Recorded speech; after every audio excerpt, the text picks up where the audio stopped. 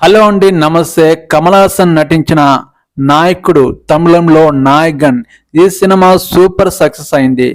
90s ఈ cinema మంచి collection అనేది రాబట్టింది. ఇప్పుడున్న జనరేషన్కి కమల్ హాసన్ నటించిన నాయకుడు సినిమా తెలియకపోవచ్చు, కానీ ఈ నాయకుడు సినిమా ఇప్పుడున్న జనరేషన్లో ఇప్పుడున్న సిచ్యువేషన్లో ఈ సినిమా గనక వస్తే సూపర్ బ్లాక్ బస్టర్ 100 కోట్లు కలెక్షన్ రాబట్టే సినిమాగా నిలిచిపోయేది.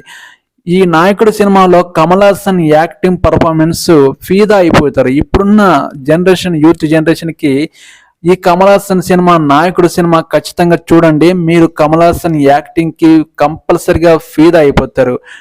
ఈ సినిమా చూసిన వాళ్ళు నాకు ఒక లైక్ చేయండి, నా ఛానల్ని సబ్స్క్రైబ్ చేయండి. కానీ ఈ సినిమా చూడని వాళ్ళు ఎవరైతే ఉన్నారో ఒకసారి చూడండి. ఈ సినిమాలో ఉండే కమల్ హాసన్ కనపరిచే యాక్టింగ్ మిమ్మల్ని ఫీదా చేస్తుంది, కంపల్సరిగా ఫీదా చేస్తుంది. 3 క్యారెక్టర్లు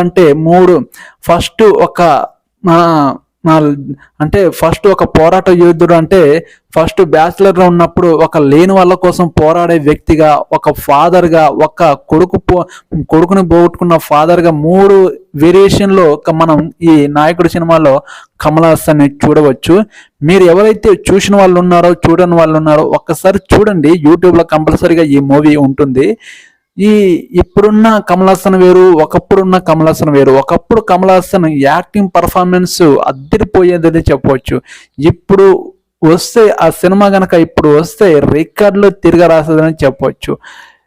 మణిరత్నం డైరెక్షన్లో వచ్చిన ఈ నాయకుడు మూవీ ఎక్సలెంట్గా అప్పట్లో యూత్ని బాగా ఆకర్షించింది. యూత్ని కాదు, ప్రేక్షకుల్ని అందరినీ అలరించడం జరిగింది.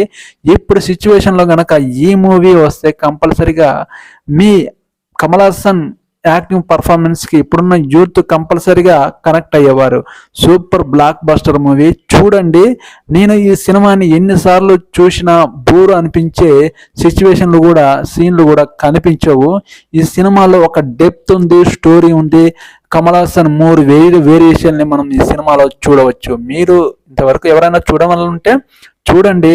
Best entertainment, best action, best స్టోరీగా ఈ సినిమా మిమ్మల్ని అలరిస్తుంది.